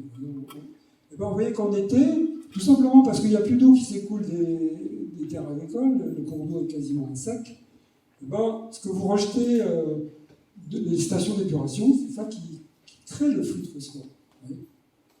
Et l'été, c'est là que vous avez les cyanobactéries. Les cyanobactéries, quatrième caractéristique, elles adorent le phosphore. D'accord ? Donc, je pense qu'on va vers des investissements sur l'amélioration, et peut-être même beaucoup de travaux à faire dans les collectivités sur améliorer l'assainissement, enfin réduire les impacts, quoi. Autre chose problématique, tout à l'heure je parlais des grosses pluies qui peuvent survenir brutalement. Ça peut faire des chocs de qualité d'eau. Je parlais tout à l'heure des... Séverine doit savoir ça, enfin, elle est mieux placée que moi pour le sentir. Si vous avez un gros orage, la qualité de l'eau qui arrive instantanément dans une rivière ou dans un plan d'eau est en général très dégradée, parce que tout ce que vous avez mis sur le sol, c'est resté sur le sol, il ne peut pas. Si vous avez un gros orage, tout fout le camp, parce que je vous ai dit, prenez une région où on a des écoulements de surface. Et là, vous avez par exemple les teneurs en pesticides dans cette rivière du Morbihan. Vous voyez que les crues, c'est des pics de pesticides. C'est logique, puisque c'est des pesticides, c'est mis à la surface du sol, et quand il pleut fort, c'est un écoulement de surface. D'accord ? Même chose quand vous avez un été très sec, l'été est souvent sec d'ailleurs, et que les premières pluies d'automne reviennent, là, l'eau que vous récupérez, c'est une vraie cochonnerie, quoi. Parce que tout ce qui s'est accumulé dans le sol, à ce moment-là, part dans le cours d'eau. Et vous avez aussi des pics de pesticides à ce moment-là. Donc, une qualité d'eau qui, à mon avis, va être compliquée à gérer, liée à des oscillations de ce type-là. Voilà, bon, ça suffit, parce que je suis désolé, mais on va quand même pas... si on résume les conséquences, c'est-à-dire si on plaque sur notre sensibilité nos problématiques de climat futur, en quantité, bon, des tensions croissantes sur la quantité, ça c'est clair. Bon, comme je disais, la vie aquatique, j'en parle pas ici, c'est pas mon sujet, mais elle va certainement souffrir, notamment dans les petits cours d'eau, les petits ruisseaux. L'intermittence va devenir, pour certains cours d'eau, leur vie commune. En qualité, je pense qu'on va repositionner les enjeux. Avec, effectivement, donc ça, il faut que les décideurs se préparent à ce repositionnement, à mon avis. Voilà, je suis à combien de temps, là, Eric ? 23 minutes. Oh, bah ça va. Non, c'est bien, parce que comme ça, Séverine qui va mettre des chiffres concrets sur tout ça, ça va être super. Alors bon, voilà, moi je vais juste jeter quelques questions en débat sur la question, comment on s'adapte à ça, quoi. Qu'est-ce qu'on fait, quel levier, quel moyen d'action. Alors je vais d'abord prêcher pour ma paroisse. Les chercheurs, ils sont là pour amener des éclairages. Et je peux vous garantir, parce que le CRECEP, c'est le centre de ressources et d'expertise scientifique sur l'eau en Bretagne, c'est une structure qui justement fait du transfert de connaissances des travaux des chercheurs vers les acteurs de terrain pour les aider à mieux gérer. Donc c'est vraiment quelque chose qui fait du transfert. Il y a 3-4 ans, on ne parlait que de qualité d'eau. Algues vertes, cyanobactéries, etc. Depuis 3-4 ans, je dirais presque qu'on ne parle plus que de quantité d'eau. Donc la problématique quantité nous est arrivée dans la figure, mais comme un TGV, mais c'est lancé en pleine folie. Et donc actuellement, vous avez beaucoup de travaux lancés justement pour éclairer ça. J'en ai cité quelques-uns. Vous avez le site du CRECEP, www.crecep.fr. Je vous encourage à y aller. Il y a des dossiers thématiques. Il y a un groupe de travail sur les aspects quantitatifs qui va produire des synthèses de tous ces travaux. Un travail très intéressant, je trouve, c'est ce qui s'appelle le 3e projet de l'eau pour demain, qui est censé faire l'inventaire des consommations actuelles des différents usagers, agriculteurs, touristes, disons, habitants à demeure, etc., et de faire des prédictions de l'évolution des pressions par ces différents corps. Je pense que ça, c'est fondamental d'avoir ça. Enfin, c'est vrai, je pense que tu seras d'accord, puis on en parle peut-être, pour piloter les investissements. Si on n'a pas de données, si on n'a pas de scénario, de trajectoire, eh ben, ce sera difficile. Donc, la recherche travaille fortement, mobilisée et frénétiquement, je dirais, parce que j'ai jamais vu un truc pareil. Maintenant, ce qu'il faut, c'est que les résultats soient rendus publics, qu'ils soient digérés pour être opérationnalisables, parce que souvent, les décideurs, ils disent, alors dans 10 ans, dans mon coin, il y aura combien d'eau en moins ? Bon, le chercheur, il dit, attendez, je ne sais pas, mon modèle dit que à 20% près, etc. Bon, voilà. Donc, il y a un dialogue à créer. Bon, ce que Séverine faisait tout à l'heure, c'est exactement ça. Avec son sablier, j'en ai pris un pour la douche, là. C'est sensibiliser, éduquer, accompagner. Donc les associations font ça. En Bretagne, on a la chance d'avoir Eau et Rivière, qui a un petit camion là, où ils ont plein de démonstrateurs d'économie d'eau. Je suis très demandé, parce que nous, on le fait venir à Redon. Il ne viendra pas avant, il n'est pas libre avant 6 mois, je crois. Je ne sais pas si tu l'as déjà vu, toi. C'est toujours très long. Donc quand même, les gens sont intéressés par s'acculturer sur ces questions-là. Parce qu'ils voient bien que ça nous attrape. D'accord ? Il y a Rennes Métropole aussi. Alors, il y a aussi les Eaux de Beaufort qui fait beaucoup de choses. Donc chaque syndicat, chaque producteur d'eau, aujourd'hui, développe des actions de sensibilisation, etc. J'ai mis le petit, je l'avais mis déjà avant, là, le petit sigle PNR, parce que comme il y a le conseil scientifique et prospectif, créé par Yves, je pense que sur les aspects de transfert des connaissances de la recherche au secteur ici, ça peut être un acteur de ces transferts. Moi, je suis membre du conseil, on m'a invité, donc je pourrais participer à ça. Et puis, les actions de sensibilisation, c'est aussi le travail d'un parc naturel. De faire ça, il le fait déjà, d'ailleurs, tout ça, ils le font déjà. Donc là, voilà. Alors après, bon, je pense que moi, là, c'est le chercheur citoyen qui réfléchit. Voilà, il faut intégrer dans la réflexion et les comportements la nécessaire diminution de notre consommation d'eau. Je crois que ça, c'est clair. C'est pas forcément trivial. Et accueillir plus de population sans baisser la consommation d'eau par habitant, c'est pas durable. Je crois que les chiffres démontrent. Rennes Métropole a essayé de chiffrer l'enjeu. C'est pas si monstrueux, parce qu'ils prévoient une augmentation de 100 000 habitants en 2050. Ils sont à 400 000 ou 450 000 aujourd'hui. Et ils ont chiffré que ça implique une baisse de 13%. Après, il y a des péréquations avec les industriels et les gros consommateurs. C'est pas un effort surhumain. C'est pas un effort surhumain. Donc c'est plutôt réjouissant. Là, je vais heurter peut-être des gens, mais moi, j'y vais franco là-dessus. C'est le prix de l'eau. L'eau que vous buvez au robinet, ça ne coûte rien, vous payez absolument rien. Vous voyez, j'ai fait quelques... En gros, le prix moyen de l'eau, je crois que c'est en Bretagne ou en Vilaine, c'était de l'ordre de 2 € et quelques, je crois, du mètre cube. Ça fait 2 centimes du litre. Donc je compare avec un certain nombre de produits. Vous voyez, j'étais jusqu'au parfum de ma femme, que je lui achète sans le savoir, et qui vaut 2 000 € le litre. Vous voyez ? Mais je lui fais son anniversaire, je suis très content de lui offrir ça, vous voyez, je ne me pose pas de questions. Elle est contente. Et en bas, c'est l'équivalent en mètre cube. Vous voyez ? Et ben, vous voyez qu'un litre d'un parfum que je ne citerai pas, alors j'ai mis les hommes à côté pour qu'il n'y ait pas de jaloux, parce qu'il n'y a pas que les femmes quand même qui sont reçues. Mais vous voyez, c'est 850 mètres cubes d'eau. Donc vous voyez qu'on ne paye pas cher notre eau. On ne paye pas cher. C'est pas cher, vous voyez, c'est rien du tout. D'accord ? Et donc la question c'est, est-ce qu'on veut faire des investissements, il faut des moyens financiers, où on va aller chercher l'argent. Moi je pose la question, quand même, en tant que citoyen, qui crée de la pression sur la ressource par mes activités, est-ce que je paye suffisamment cher mon eau ?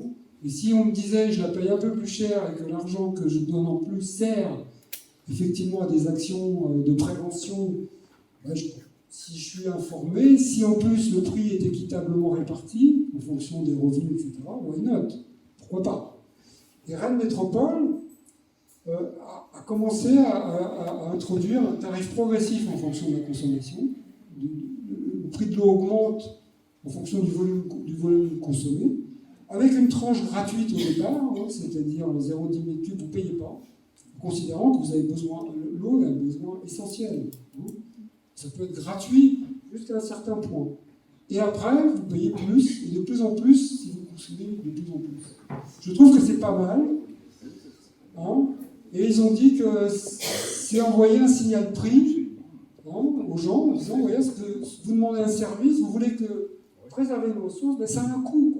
Et je dirais que personnellement, c'est mieux, collectivement, localement, de gérer ça et de se créer une petite réserve pour investir localement que d'attendre des éventuelles subventions de je ne sais où, qu'on attend des fois tout le temps. Hein, une prise en main citoyenne, si vous voulez, du problème. Voilà. Donc je pose pour en débattre de ça. Hein.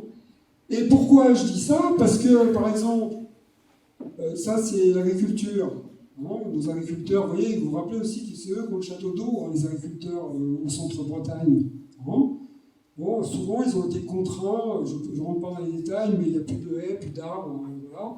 Et si on veut recréer un paysage beaucoup plus résilient, hein, comme on dit maintenant, c'est le mot à la mode ça, qui tamponne les événements dont je parlais tout à l'heure, beaucoup d'eau, beaucoup de sécheresse, il vaut mieux un paysage comme celui du haut, vous avez des arbres, vous avez des haies, etc.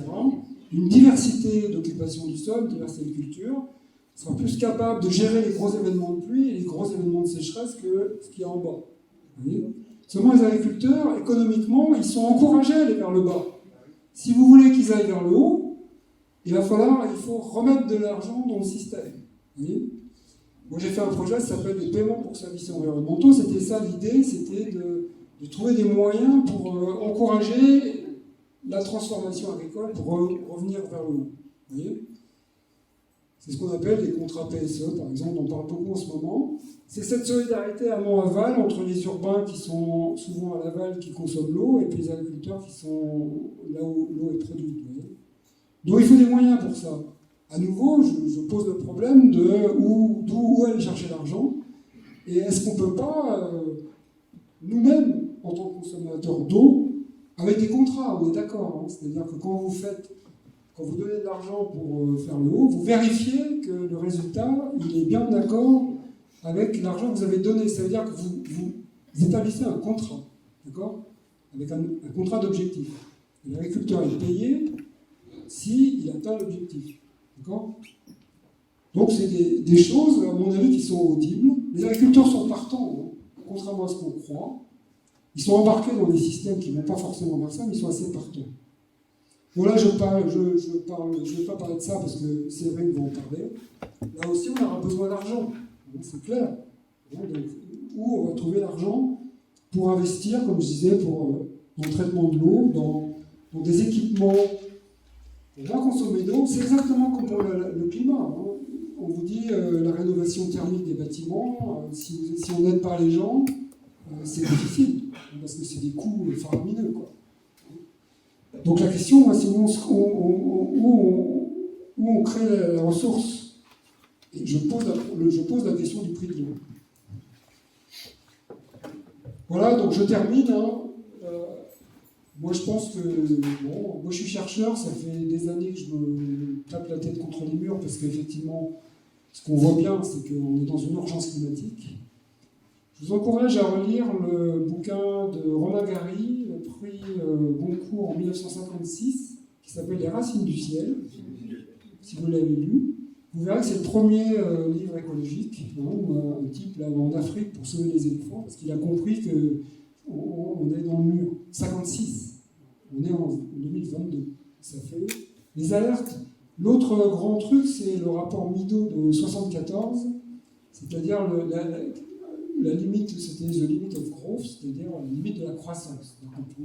Le mec qui montrait qu'on avait atteint une courbe, et puis après, la croissance économique, c'était pas possible, quoi. La Terre n'allait pas supporter. 74. Après, il y a le sommet de Rio, je crois que c'est 92, non, c'est ça ? 92, hein, je suis plus loin. Vous voyez, quand même, les alertes, on les a. Donc, c'est l'urgence. Moi, ce qu'on entend sur l'Inde en ce moment, là, c'est invivable, vous voyez, parce que humide, chaud, il n'y a rien de pire. Vous ne survivez pas à 100% d'humidité, 37 degrés, je crois, un truc comme ça. Vous ne survivez pas.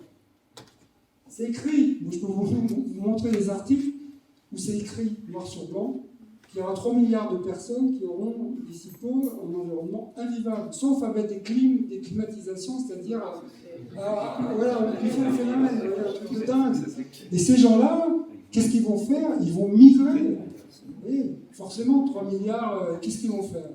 Donc la Bretagne, les petits problèmes qu'on voyait tout à l'heure sur de croissance, on va être, excusez-moi, un peu dans la merde, quelque part, avec des choix infernaux à faire.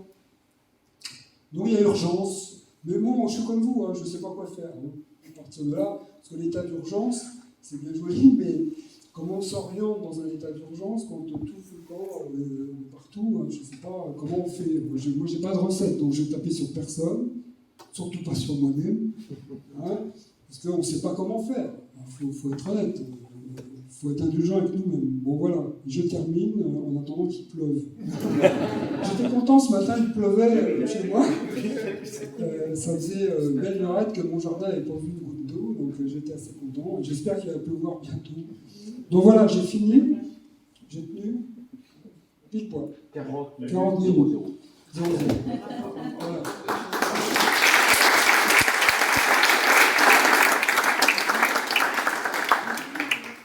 Donc, on peut discuter 5 minutes, mais après, Séverine va nous ancrer encore plus dans le rêve.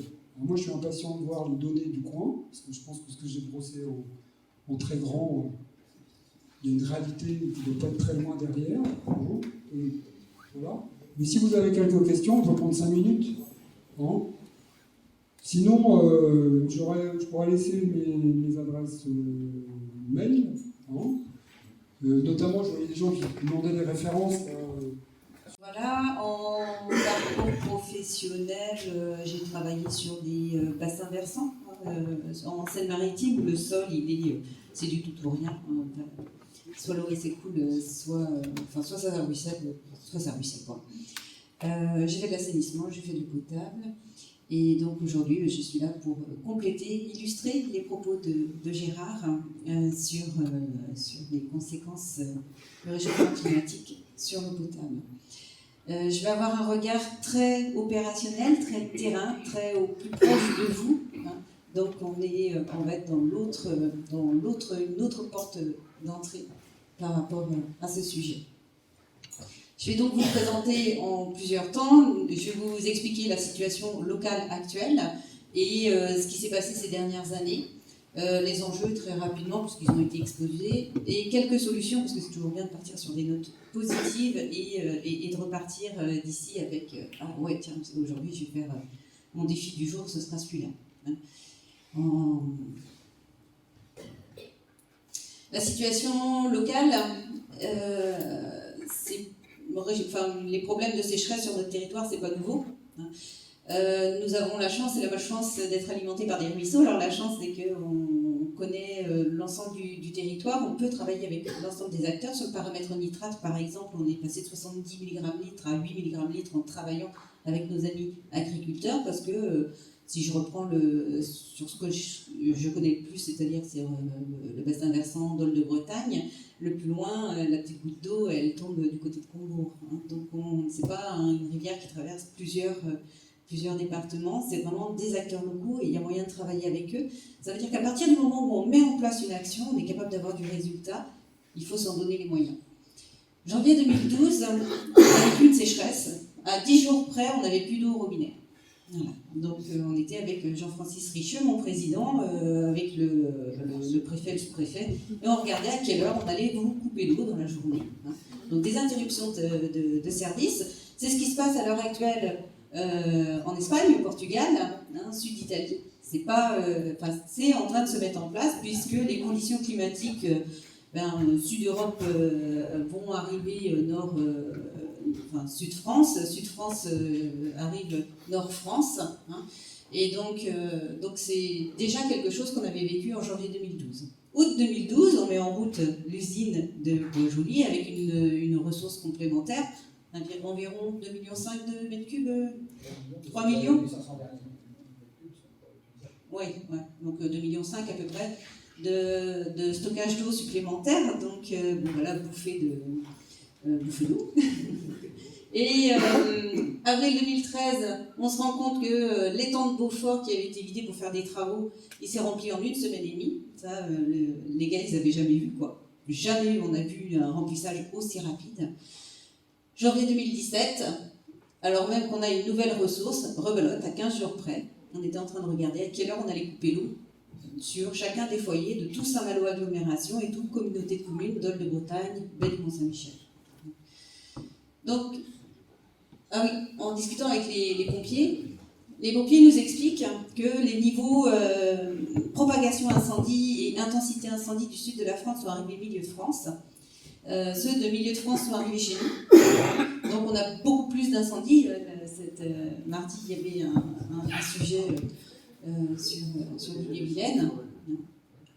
Donc c'est des choses aussi qui feront partie des choses à régler, à gérer dans le temps. Ce qu'on constate de manière générale, c'est que quand nous étions jeunes, c'était normal qu'il ne pleuve pas en juin, juillet, août, septembre, les 4 mois d'été. Aujourd'hui, la normalité de nos propres jeunes, c'est d'avoir 9 mois sans pluie. Soit on a une année où il pleut beaucoup, avec des fortes intensités, soit ce sont des années sèches. Et ce qu'on peut constater sur le terrain, c'est des 9 mois sans pluie, c'est-à-dire mai, juin, juillet, août, septembre. Octobre, il ne pleut toujours pas. Novembre, il ne pleut toujours pas. Décembre, il ne pleut toujours pas. Janvier, Séverine allait faire une danse de la pluie sur le barrage de Beaufort pour faire venir de la pluie. Et là, phénomène étonnant, le barrage il va se remplir en 2 semaines. Et ça, c'est des choses qu'on ne voyait pas jusqu'ici. Jusqu'ici, on avait des écoulements d'eau. Donc là, vous avez en abscisse les mois qui passent sur une année, donc du 1er janvier jusqu'au 31 décembre. Vous avez donc plusieurs courbes, en rouge 2022, bleu 2016, 2017, 2018. Et donc, en phénomène, ce qu'on constatait, nous, sur le couple Beaufort-Mirlot, on a 2 barrages qui font un petit couple, Beaufort et Mirlot. Donc, quand on est tout là, en hiver, normalement, les barrages, ils sont remplis, donc l'eau, elle passe par-dessus le barrage, on est en surverse. Ensuite, ça traverse les marais de Dole et ça va directement à la mer. Et après, il arrête de pleuvoir, c'est normal. Et là, les courbes, elles descendent. Et normalement, vous voyez la petite courbe rouge, l'eau, elle remonte vers entre septembre, octobre, novembre avec les pluies d'automne. Et on se rend compte que finalement, ça se remplit de moins en moins progressivement. Et on a des pics de remplissage, soit comme la courbe verte en 2019, en octobre, comme ça, tout d'un coup, soit comme en 2016, en janvier-février, hop, un remplissage très rapide.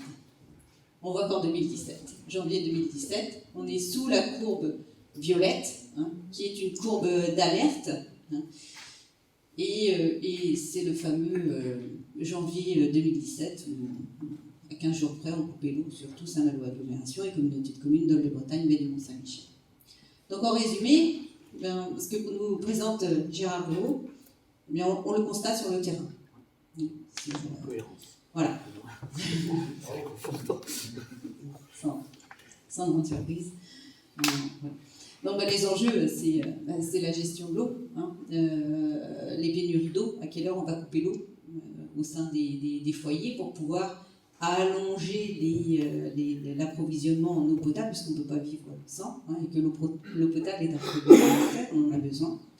Et se pose la question également de l'activité sur le territoire. Un territoire sans eau, c'est un territoire qui ne peut pas perdurer dans le temps. Donc, il y a déjà des choses de fait. Les différents services des eaux sur toute la Bretagne, on travaille dessus depuis plusieurs années. Et donc, sur les grandes lignes, il y a on touche plusieurs sujets. Mais grosso modo, on travaille beaucoup sur les nouvelles ressources. On travaille beaucoup sur les rendements de réseau, le réseau d'eau potable. À chaque fois que vous avez une route, dessous il y a un tuyau d'eau potable qui alimente une habitation. Donc vous imaginez qu'il y a autant de réseaux d'eau que vous avez de routes. Donc si je vous donne une image, ça c'est le réseau des eaux de Beaufort. On a 2500 km de tuyaux, 35 000 branchements. Donc vous en avez partout. C'est comme tout, c'est un patrimoine qui vieillit, donc on a des problèmes. Donc l'ensemble des services travaillent dessus. De plus en plus, on travaille également sur des interconnexions. Alors ça, c'est fondamental. Donc, vous avez plusieurs ressources en eau sur la Bretagne. Et de plus en plus, donc on s'oriente de telle sorte que s'il pleut, par exemple, à gauche de la Rance, on va plutôt on va faire fonctionner les ressources côté gauche de la Rance. S'il pleut plutôt côté droit de la Rance, on va plutôt prendre côté droit de la Rance. Je vais vous donner un exemple concret, janvier 2012. De janvier 2012, à 10 jours près, je vous ai dit, on n'aurait plus d'eau au robinet. Si on a eu de l'eau au robinet, c'est parce que la ville de Paimpol a donné de l'eau sur le sud du 22. Il y a eu des interconnexions sud de 22 qui ont transféré cette eau vers l'est du département 22, ce qui a permis de décharger l'Arguenon, et l'Arguenon a pu nous fournir ces fameux 10 jours d'eau le temps que la pluie arrive. Donc on voit bien que, comme disait Gérard, la solidarité, c'est quelque chose de fondamental et qu'il nous faudra vivre avec et de l'entretenir, de le construire ensemble. Hein, parce qu'on part bien sur un enjeu commun, approvisionner la population en eau potable. Quelques exemples de réalisation, donc de plus en plus de collaboration, de collaboration au sein des SAGE, des regroupements de structures qui collaborent ensemble sur des questions d'agriculture, sur des questions d'industrialisation, sur des questions d'alimentation de la population, les cours d'eau, la biodiversité, sur différents sujets. Et donc on a de plus en plus enfin, il y a vraiment toutes les collectivités sont concernées par les différents sujets, se retrouvent au SAGE. Ça c'est un exemple d'économie d'eau sur le réseau public. Donc nous sur notre territoire on est rendu à 800 000 m3 d'eau économisée. Si la population elle ne fait que 5 m3 d'eau d'économie par an, c'est rien, 5 m3 d'eau c'est vraiment pas grand chose. Ça fait environ 500 000 m3 d'économie qui, associé à ces fameux 800 000 m3, on obtient une ressource équivalente à l'étang de Beaufort, donc ça vaut le coup de faire des économies à la maison, aussi modeste soit-il. Pour autant, il faudra augmenter la cadence, puisqu'on se pose la question, nous, dans les services des eaux, aujourd'hui on est rendu à 9 mois de sécheresse, c'est devenu la normalité. On se prépare pour 12 mois sans eau, 18 mois sans eau, et on commence à réfléchir à 24 mois sans eau. Donc, des mois sans eau, des petites pluies comme on a eu aujourd'hui, c'est une petite pluie, ça ne recharge pas la nappe. Par contre, c'est plus bien, ça baisse la température, mais ça ne recharge pas les nappes, ça ne recharge pas les cours d'eau. Voilà. Donc, ce qu'on essaye de faire, c'est le fameux graphique que je vous ai montré, eh bien, on essaye de trouver multiples solutions au niveau de la production et au niveau de la consommation de la population pour eh bien, que la surverse elle dure le plus longtemps possible et que quand ça s'abaisse, eh bien, ça s'abaisse le moins vite possible. Donc pour que ça s'abaisse le moins vite possible, ça aide la population de faire des économies d'eau au foyer. Et pour que la surverse elle soit les plus longues possibles, eh bien là on réfléchit à de nouvelles ressources en eau, donc ça va être des petits forages, mais qui vont compléter très discrètement les points d'eau actuels, les retenues actuelles. On peut rehausser des barrages également. On peut réutiliser, ça se fait dans un certain nombre de pays d'Afrique, réutiliser les eaux usées pour pouvoir réalimenter des eaux humides qui sont en amont des étangs. Et donc redonner une circulation de l'eau en période sèche. Donc ça va être des choses qui seront regardées progressivement dans le temps. Voilà.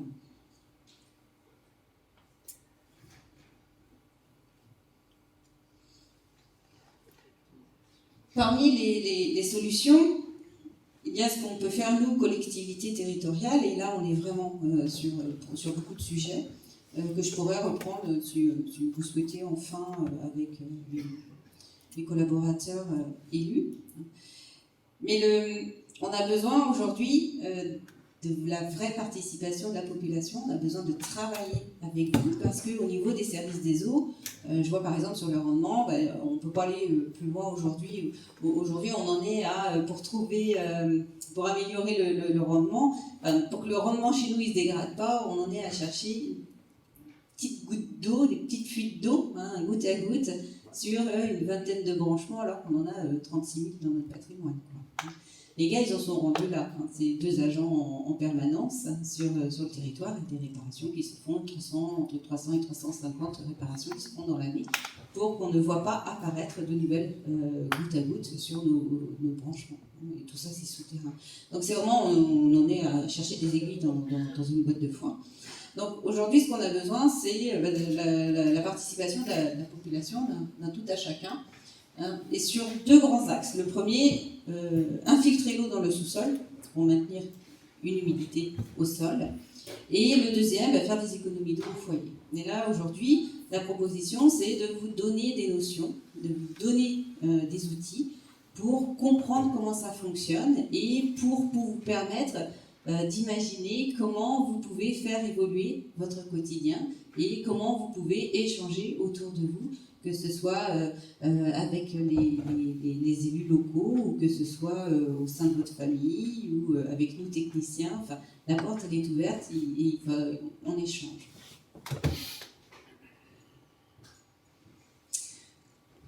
Un petit zoom sur un petit rappel sur le grand cycle de l'eau que nous avons tous appris.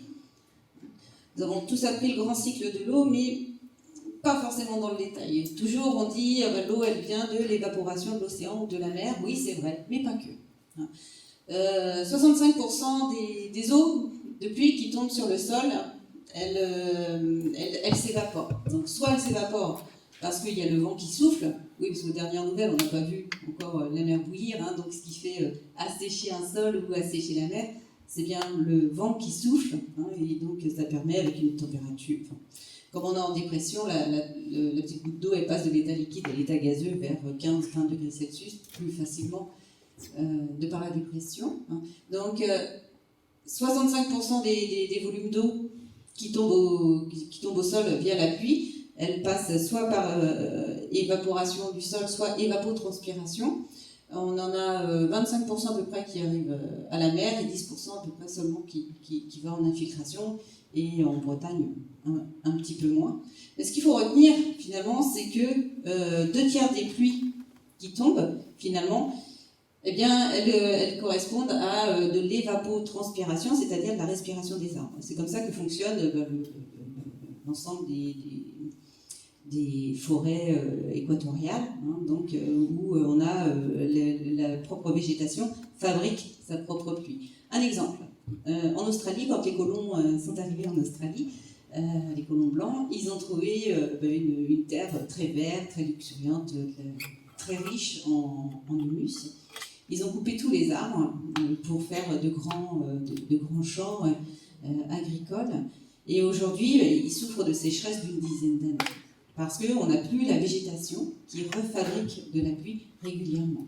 Le milieu végétal, c'est celui qui va réguler l'humidité dans le sol. Il va favoriser l'infiltration de l'eau dans le sol grâce à un super ami qui est le petit ver de terre. Et le deuxième ami, c'est le champignon qui est dans le sous-sol associé avec les racines des arbres, arbustes et arbrisseaux. Et donc lui, il va faire l'effet éponge et le tout va faire une régulation et déclencher des pluies locales. À retenir, 2 tiers des pluies viennent de la végétation. Autre notion qui peut être intéressante pour comprendre notre environnement, ce sont les zones humides. Donc si vous prenez une zone dont le sol est mouillé, donc par exemple autour d'un ruisseau, quand vous avez un ruisseau, vous avez forcément une nappe, je vais vous montrer ça tout à l'heure. Bien, si vous faites un cube de 1 mètre sur 1 mètre sur 1 mètre, 1 mètre cube, de terre, vous allez trouver 80% d'eau dedans. Donc ça fait partie des stockages d'eau et au passage une eau qui est relativement fraîche et qui va contribuer derrière soit à une restitution, une alimentation d'un ruisseau, soit par infiltration, soit va faire tourner la boucle du grand cycle de l'eau, c'est-à-dire 2 tiers des nuages viennent de l'évapotranspiration. Vous entendez souvent de haies bocagères, il y a Bryce Bocage par exemple, qui sont portés par toutes les intercommunalités à fiscalité propre. Donc vous avez les communautés de communes, Côte-des-Braudes, Dôle de Bretagne, Saint-Malo Agglomération, Dillon Agglomération, Cœur-en-Braude, qui participent également. Ce qui est intéressant, c'est de savoir que toute une haie, donc une haie ça brise le vent, on en parlera tout à l'heure, hein, donc ça limite l'assèchement des sols. Et puis une haie, ça permet de stocker 7-8 mètres cubes d'eau par mètre. Et donc ce volume-là, toujours, il contribue au grand cycle de l'eau. Il va se promener soit par infiltration pour rejoindre un ruisseau qui va rejoindre nos étangs derrière, hein, puisque l'enjeu c'est toujours le même, hein, c'est celui de faire venir de l'eau tranquillement. Là c'est la fameuse flèche, de l'eau fraîche tranquillement, donc diminuer le risque d'eutrophisation, toujours avoir une eau qui soit fraîche, donc on diminue l'eutrophisation, mais on diminue aussi toute la difficulté, puisque dès qu'on a de la température, on a des réactions.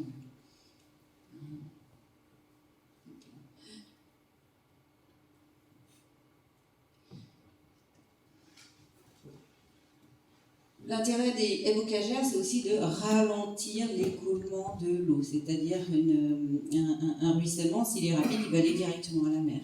Si on met des accidents sur le parcours, eh bien, on va permettre le ralentissement de l'eau. Et si on ralentit l'écoulement de l'eau, alors on va lui donner le temps de s'infiltrer. Ça, c'est une notion qui est importante. Pour information, aux Hauts de Beaufort, on fait des ateliers, des petits génies de l'eau, et on forme des enfants d'école primaire, des collèges, parfois lycées, sur ces notions et comment lire une carte IGN et comment placer des haies bocagères sur un territoire. Autre notion qui peut être pratique à connaître dans le génie végétal, c'est une haie, elle permet de protéger du vent. Donc, on n'a jamais vu la mer bouillir, c'est le vent qui assèche le sol, c'est comme en Sibérie, même s'il fait froid, on arrive à faire sécher son linge. Hein. Et donc une haie dense, qui fait 4 mètres de haut, elle va protéger entre 10 et 20 fois sa hauteur, donc entre 40 et 80 mètres de protection d'assèchement des sols. Et autant les premiers mètres à partir de la haie, donc sur 6-8 mètres, vous allez avoir un rendement agricole qui sera plutôt négatif. Hein. Autant tout le reste, vous allez avoir des rendements qui sont supérieurs de par le maintien d'une hygrométrie dans le sol qui soit relativement constant. Ça, c'est important.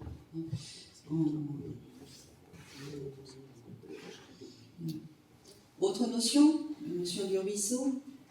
Toutes ces petites notions, après, pour discuter avec les gens autour de vous, c'est pratique. Quand vous avez un ruisseau, vous avez forcément une nappe de surface. Donc, vous l'avez entendu, nous, on n'a pas de nappe souterraine. On peut en trouver une de temps en temps, mais jamais à la hauteur de la quantité de population que nous sommes. Donc, nous sommes intéressés par les fameuses nappes de surface qui entourent le petit ruisseau. Et pour l'image du haut, donc quand il pleut, l'eau, elle tombe sur le sol, elle ruisselle, elle va remplir le lit majeur du cours d'eau. Et la petite goutte d'eau qui aime bien se balader, qui aime bien voyager, elle va s'infiltrer dans le sol et charger la nappe. Le niveau de la nappe du ruisseau va monter. Et quand il s'arrête de pleuvoir, il y a encore de l'eau dans le ruisseau. Pourquoi ? Parce que la fameuse nappe du ruisseau, elle restitue, quand il a cessé de pleuvoir, elle restitue l'eau au cours d'eau, et c'est ce qu'on appelle le lit mineur. Et donc le cours d'eau, il est toujours présent. Ça permet de maintenir tout un écosystème, toute une biodiversité, et notamment tout ce qui est lié au végétal, qui est le départ de... Ok. Là, je vous ai montré à l'échelle, grande échelle de bassin versant, mais à notre échelle de jardin, c'est important aussi de contribuer. Et donc on voit que 45% des Français disposent d'un jardin. Et si chacun faisait une contribution, c'est 4 fois la surface des réserves naturelles en métropole qui nous permettrait de répondre à ça. Deuxième grand axe, c'est réduire et réutiliser nos consommations d'eau. Donc vous avez, pour pouvoir y répondre, il faut déjà connaître la situation. Pour connaître la situation, vous avez 2 sites désormais à votre disposition sur Internet. Vous avez ProPluvia pour savoir où est-ce que, aujourd'hui, comment je suis sur mon territoire. Est-ce que je suis en vigilance? Est-ce que je suis en crise? Et le deuxième, c'est SICTEMA 35, donc, qui vous dit très précisément quelles sont les contraintes qui s'appliquent. Là, par exemple, sur la Richardaie, aujourd'hui, on est en vigilance, donc sur la base du volontariat. Donc vous avez tout plein d'outils derrière, donc moi je tiendrai le stand là derrière, à la fin de la séance, et vous pourrez poser toutes les questions et je vous expliquerai tous les avantages et inconvénients des outils que nous avons, tous les avantages de nos outils pour faire des économies d'eau au foyer. Voilà. Merci.